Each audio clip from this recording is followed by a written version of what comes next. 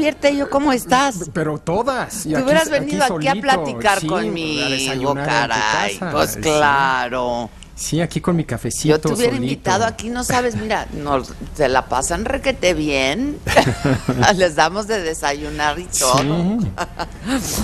Oye, qué triste lo de las Olimpiadas, ¿no? Mira, yo no estoy tan triste, por una postura muy personal, que es que yo nunca he visto las Olimpiadas como una competencia nacional, a diferencia del Mundial de Fútbol, que eso sí lo vivo siempre, México contra cualquier país, incluso cuando sale México escojo a otro país y sí lo vivo como una competencia muy claramente nacional. En el caso de las Olimpiadas, en general, yo lo veo como logros más individuales, un logro de Phelps, un logro de Bolt, más que un logro de Jamaica o un logro de Estados Unidos.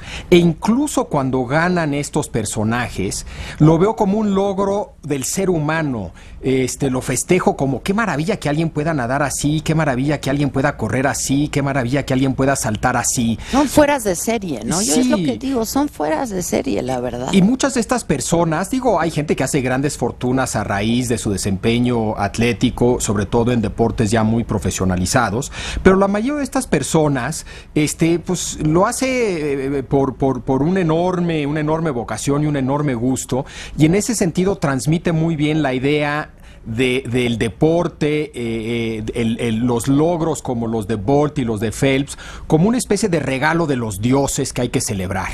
No es una victoria de una nación, no es la victoria de una persona, no es la victoria de la ciencia o la tecnología, es un regalo de los dioses, que hay que celebrar y festejar, sin ninguna connotación aquí religiosa, pero es la manera que yo vivo las Olimpiadas. Entonces, en ese sentido, a un nivel muy personal, a mí me ponen felices las Olimpiadas, pase lo que pase con el medallero, incluyendo el mexicano.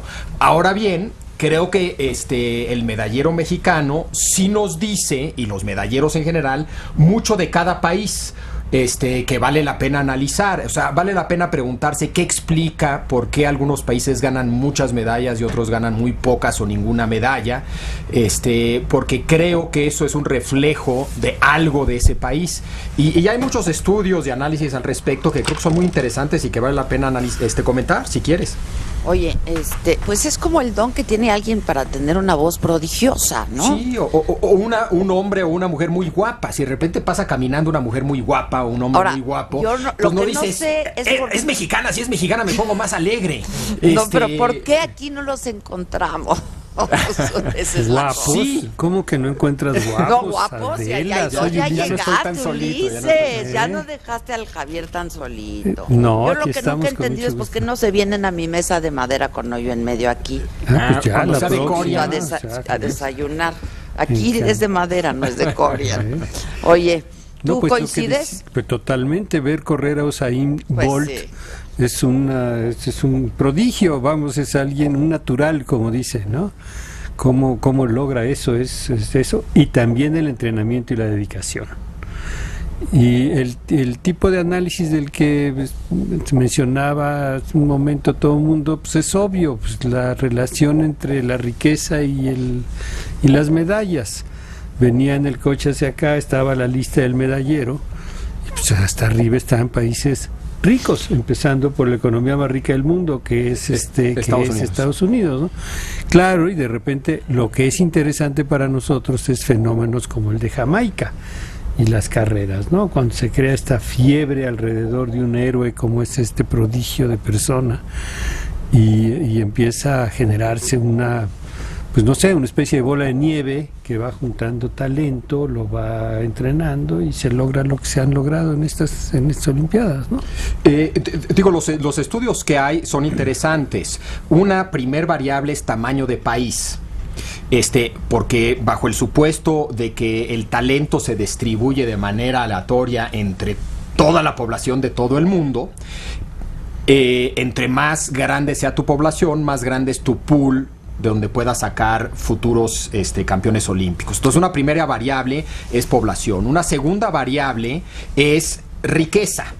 la riqueza del país. Esas dos juntas, sin embargo, nada más explican alrededor del 30% de la variancia en el medallero. Y te doy ejemplos muy rápidos. Jamaica es un país muy pobre. Cuba es un país muy pobre. Ambos han tenido desempeños importantes en cuanto a medallas, dado su pobreza y dado su tamaño. Los dos también son países muy pequeños. Bangladesh es el país número 8 en población del mundo. India es el segundo país en población del mundo. Indonesia es el número 4 y son países que han tenido un muy pobre desempeño en cuanto a medallas. También en el caso de India es una potente economía, entonces en India tienes el segundo país más grande y una muy potente economía y no gana medallas. Entonces, si bien esas dos variables son claves, explican alrededor del 30% de las medallas, y en ese sentido y hay que decirlo, México, si nada más fuera por su tamaño y de país y su riqueza, deberíamos de estar ganando alrededor de 14, 15 medallas en una olimpiada. Hemos estado siempre muy por debajo de eso. La olimpiada que más medallas hemos ganado fue en 68 con 9.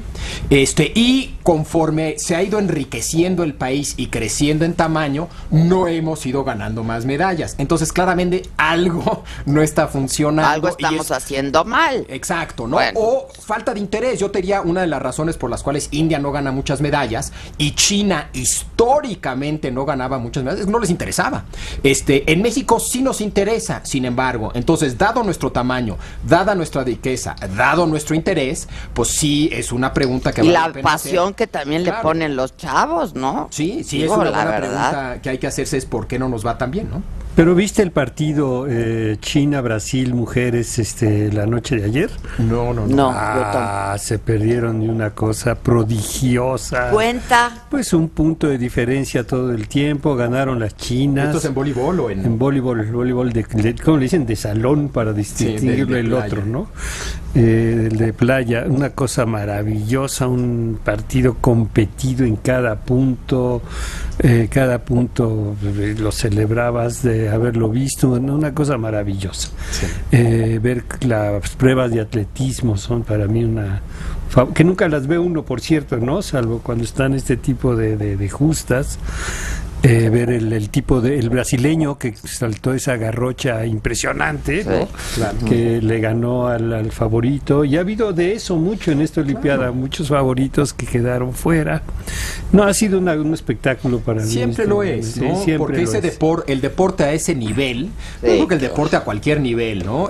A mí me encanta, por ejemplo, de repente, hace mucho cuando daba clases en el ITAM, la canchita de fútbol rápido, quedaba pegada al estacionamiento, y casi invariablemente rumbo al estacionamiento me paraba a ver a los chavos que estuvieran jugando. Es siempre divertido ver a ¿Y gente. tú no jugabas cascarita? No me invitaban, pero no te invitaban. Yo me profe. compré una pelota y entonces ya me invitaban. Eso, si no, nunca fue. Claro, tú llevabas la bola. He hecho deporte toda mi vida, pero nunca he sido bueno en nada. Entonces, pues, ¿cómo le hacía? Me compré una pelota, entonces ya Entonces, con esa... Alfredo, a ver, entonces, ¿hay alguna responsabilidad de quien encabeza la Comisión Nacional del Deporte de este país o no? Creo que hay que distinguir varias cosas: responsable, culpable, etcétera. ¿Qué explica el que México no tenga un buen desempeño en las Olimpiadas, ni en esta ni en ninguna otra? No es que hemos tenido un buen desempeño y en esta no.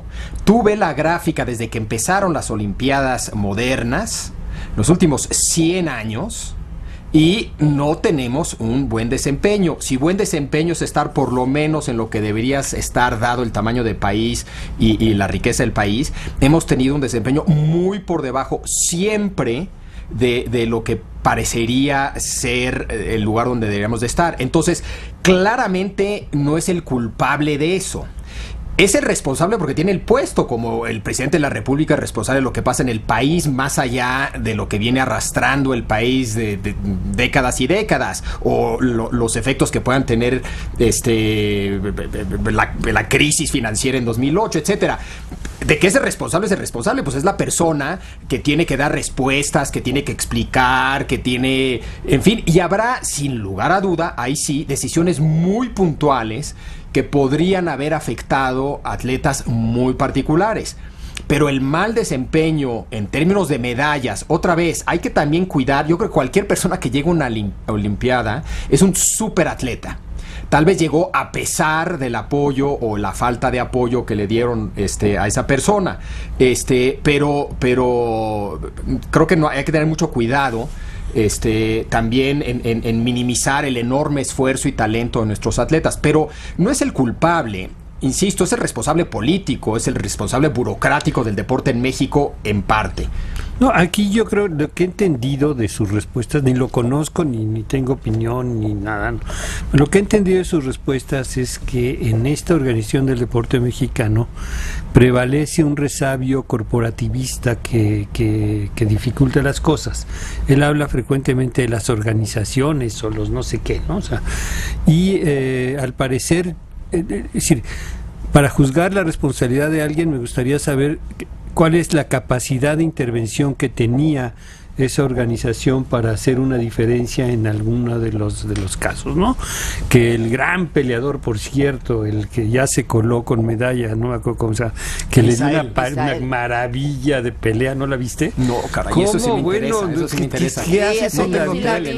¿Trabajas o qué? Yo sí la vi. Oye, ¿qué tal, eh? No, fue una preciosidad y espero que llegue más lejos. Bueno, pues ese muchacho, ya sabes, ¿no? La leyenda de que boteó para poder llegar a la Olimpiada. Bueno, pues sí, ahí hay una responsabilidad de una organización cuya función es esa y que no lo captó. Pero antes de llegar aquí, oía nuestro compañero Pablo Carrillo y decía algo muy importante, o sea, no vamos... En primer lugar, destacó la importancia de tantos que llegaron a finales, semifinales, que hicieron un desempeño bastante digno a lo largo de la justa de estas Olimpiadas, ¿no? Un muchacho de Martillo, él lo elogió muchísimo, tiró 70 y tantos metros. A ver, yo quiero ver a cualquiera tratar de tirar 5 ese Martillo, levantarlo, ¿no? Entonces, bueno, aquí hay muchas cosas, historias personales de mérito, etcétera, y no me queda claro si condenar al señor me tiene sin cuidado. ¿Cómo podemos lograr una intervención más eficiente y más productiva para esto, ¿no? Al parecer, bueno, pues olimpiadas juveniles e infantiles creo que se suprimieron o se redujeron o cosas de ese tipo, ¿no? Si no hay jóvenes formándose, si no podemos observar talentos en formación y si no podemos ayudar a que se desarrollen debidamente, pues estamos haciendo un mal trabajo, ¿no?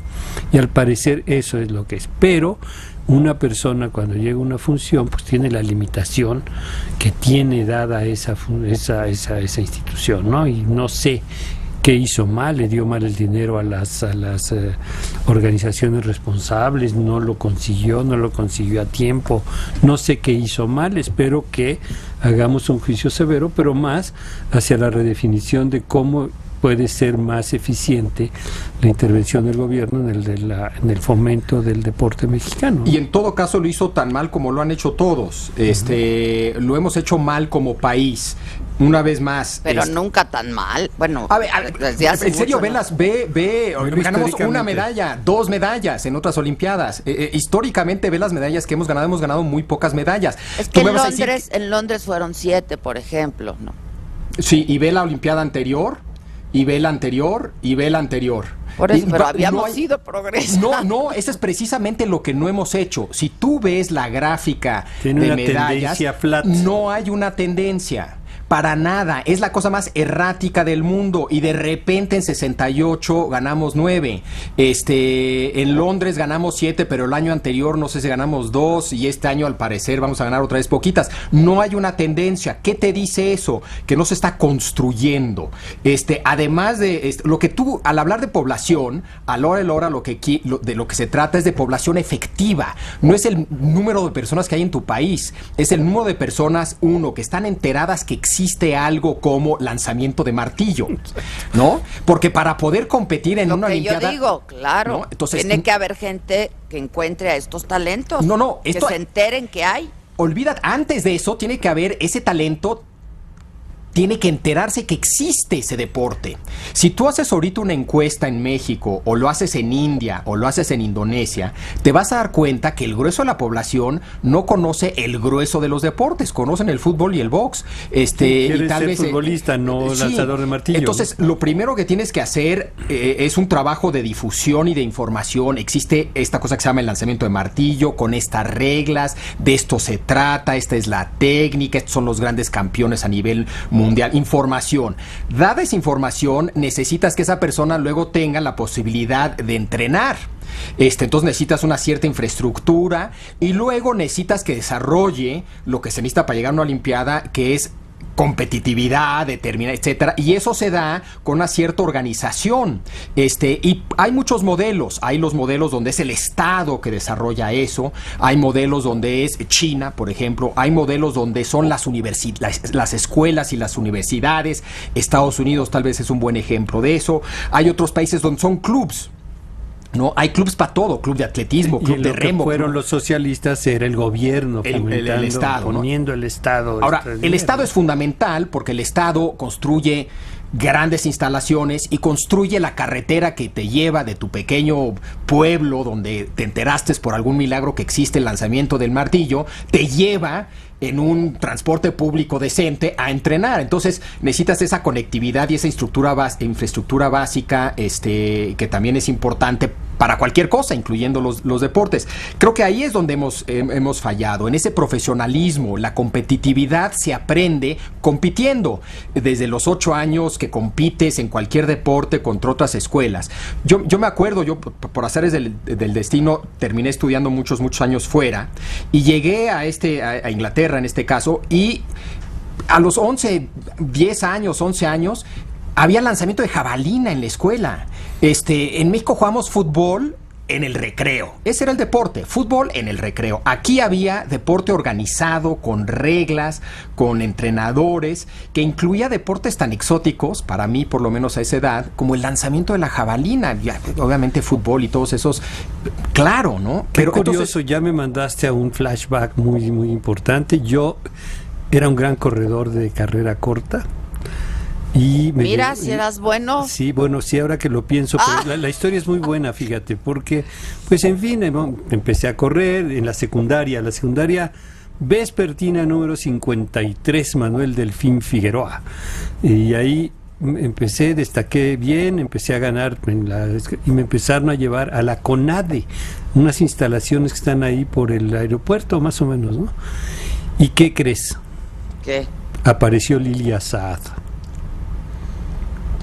Un distractor muy importante. No pudiste con Liliana Saad. No, Lilia. Al contrario, la hermosísima ¿No te Lilia inspiraba? Saad. ¿No te inspiraba? Más bien me distraía. Y a esa edad, bueno, es una distracción, pues sí, más intensa que la competitividad. Ahí te va. Eso es otro tema interesante. La vida sexual. Bueno, yo no me refería a eso, mi querido. Ya eso fue de tu cosecha. Si eso te motiva, nada más que le platiquen a los chavos y a las chavas lo que ocurre en los lugares donde se instalan, duermen, comen los atletas olímpicos. Bueno, olvídate de carnaval. Es ¿Cómo no persistí en mi carrera de 100 metros? Si eso es la motivación que se necesita. No, fue una distracción. La gran Lilia Saad, muy bella mujer, por cierto. Ojalá me escuche y le mando un saludo. Pero, por ejemplo... Seguro nos escucha. Seguramente me escucha. A propósito de estas mujeres, por ejemplo, entonces todo lo que se ha dicho de Alfredo Castillo, que si su novia, que si se la llevó... Eso sí es una falta ¿Es anecdótico? ¿no? Pues No, sí. yo no creo que sea solo anecdótico, pues son... No, las formas importan en la política Pues y en claro. general importan. Entonces, sí. Yo la verdad sé poco de lo que está sucediendo en la vida. Yo sí prefiero ver al atleta que Alfredo Castillo, que hace y que no hace. Yo prefiero ver a Phelps, que hace y que no hace. Entonces no he visto nada de eso. Pero obviamente que las formas importan. Creo que como diplomático, como representante de tu país, tienes que tener un cierto comportamiento en el exterior. Eso aplica para un embajador, para un funcionario que va a una gira a algún país, y aplica, por supuesto, para Alfredo Castillo en las Olimpiadas, ¿no?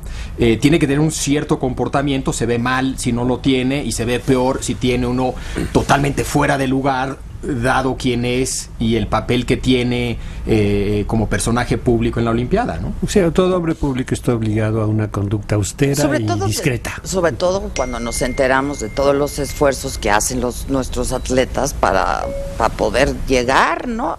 De cualquier manera, no está padre. Si la novia pagó el boleto o no, es irrelevante. Es irrelevante. Eso sí es anécdota. No estás de paseo ahí con la novia viendo las Olimpiadas. No. Sí, pero creo que es mucho más. Él va a chambear. Es mucho más importante hablar de qué hacer y de la institución de la CONADE que de Alfredo Castillo y su novia. Y su novia, porque insisto, los que hemos tenido antes tampoco han dado buenos resultados. Tú me dices que es que siempre nos había ido bien. No es cierto, nos ha ido muy mal siempre.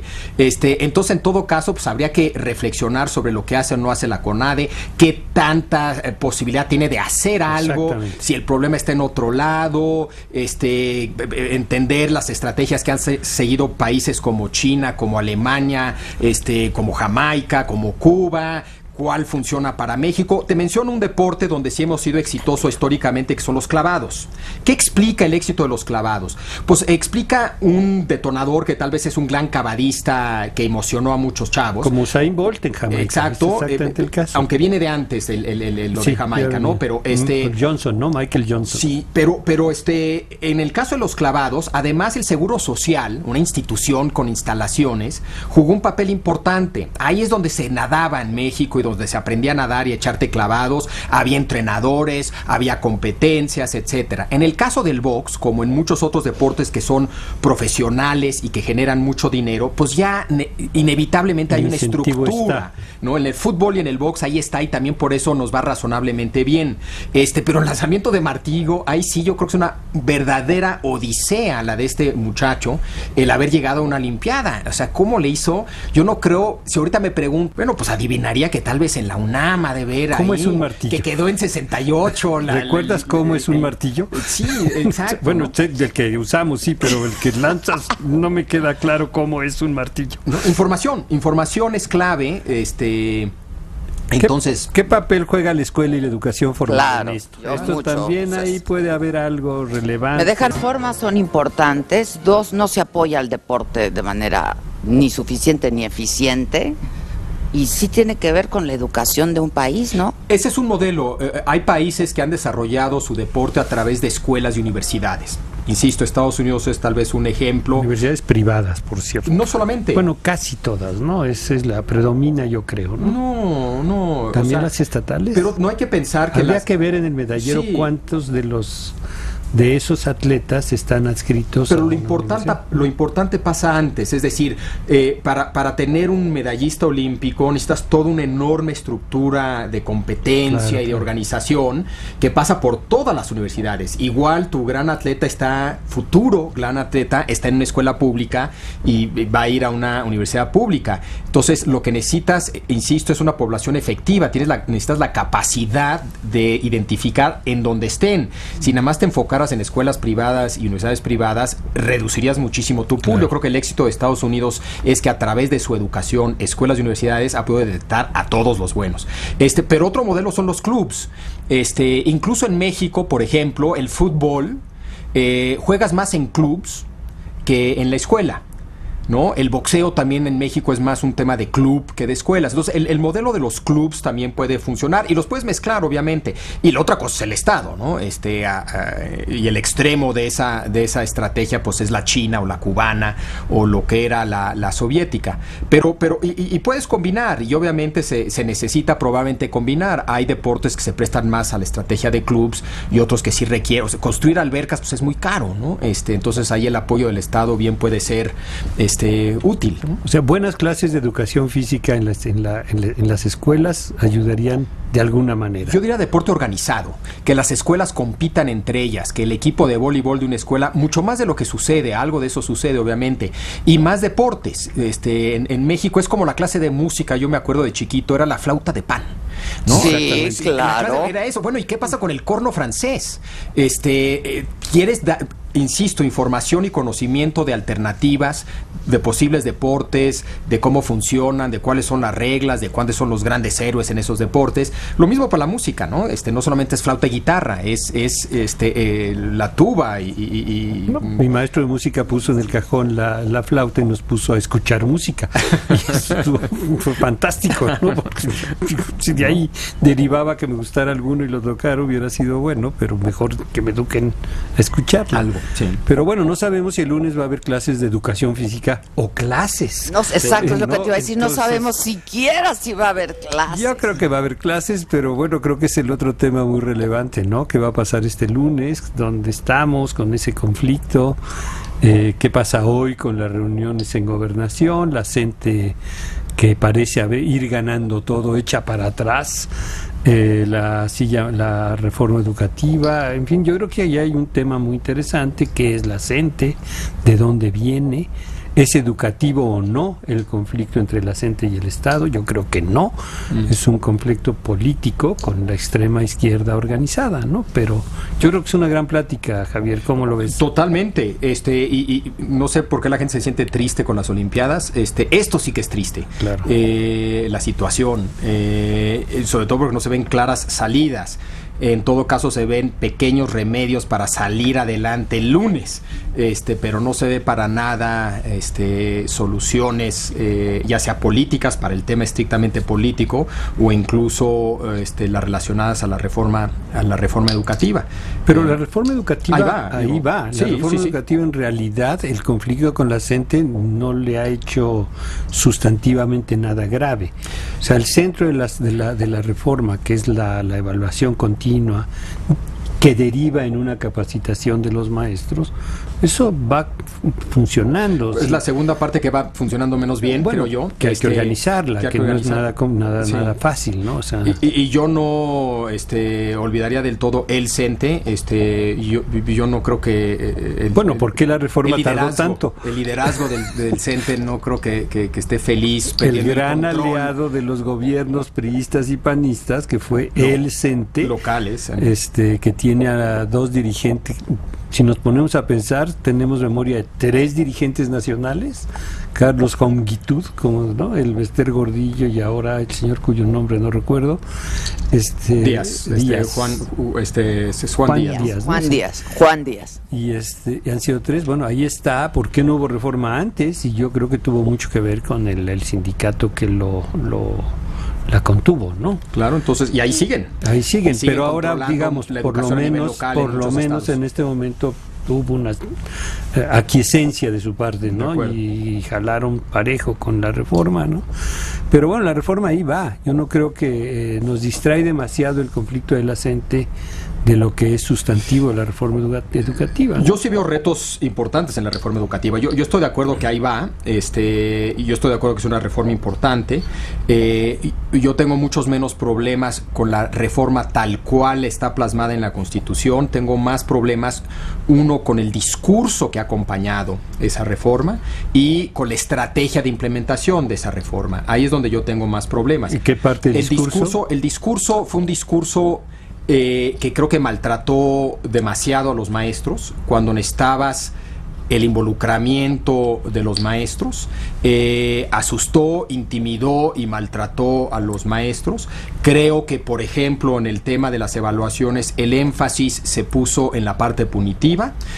si tú lees la reforma, no es lo que dice, pero el discurso público, y aquí el discurso público me refiero tanto al que salió del gobierno como el que lo acompañó en general en los medios, ¿no? Evaluación para premiar y castigar, y cada vez que salían evaluaciones, ¡ves, tronaron todos! ¡Que los castiguen, que los castiguen!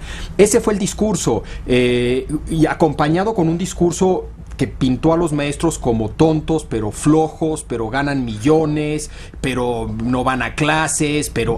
Entonces, creo que eso fue un error, ¿no? Yo diría algo, lo que pasa es que el discurso, digamos, te lo impuso mucho la CENTE, o sea, en el sentido de que dejaste que te lo impusieron en el sentido de va a haber o no va a haber evaluación.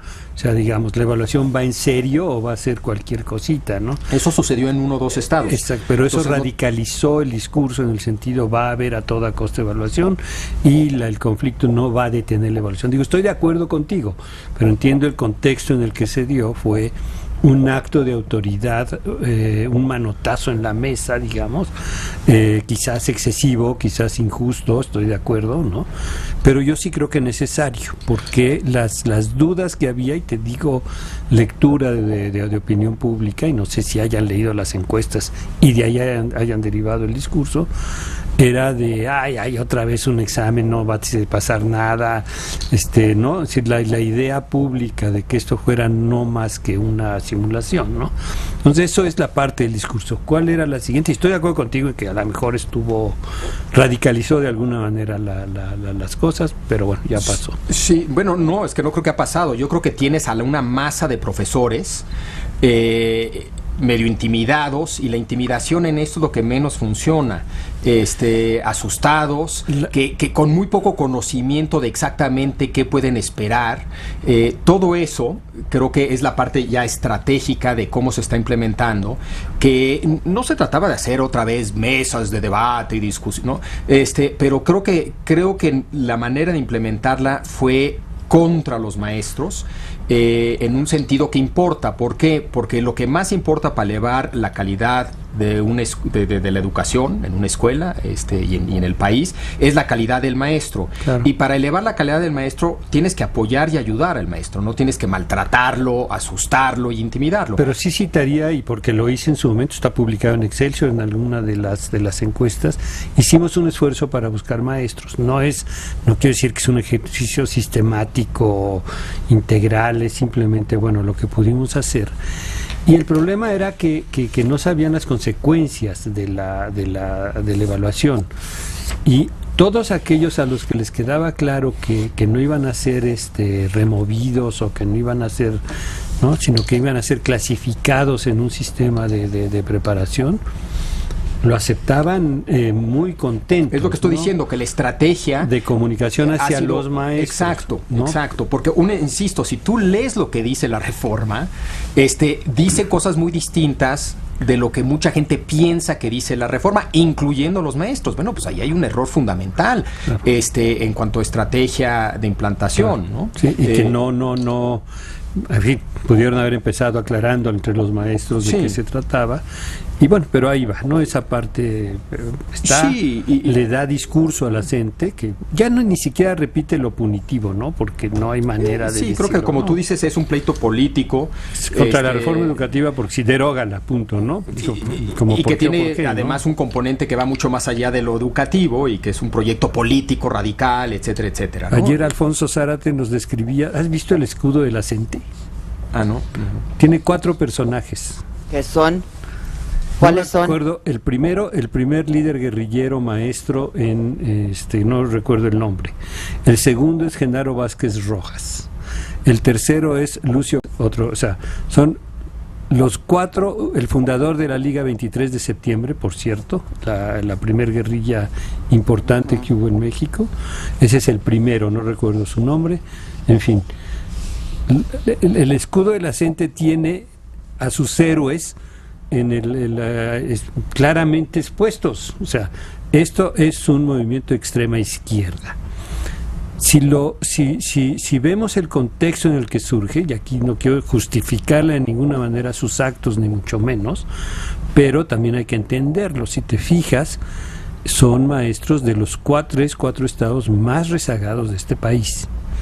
que fueron formados en unas normales que ellos tomaron, hicieron propias y que fueron fuente de ideologización política radical de izquierda, y que después fueron a las comunidades más pobres y desiguales de este país, y que esta formación les hizo tal. Es decir, es un movimiento social que tiene una base ideologizada de origen, que es testigo cotidiano de la de la pobreza extrema. Y repito, y quiero ser claro antes de que los tweets me empiecen a hacer pomada, no tiene derecho a hacer lo que está haciendo. Además en estados... Pero tenemos que entenderlo, ¿no? Ahí está. Claro. Y es un movimiento que surge contra un sindicato absolutamente controlado y que fue también en parte obstáculo para cualquier cambio educativo en México durante muchos años, ¿no? Bueno, muchachos, pues ya nos tenemos que ir.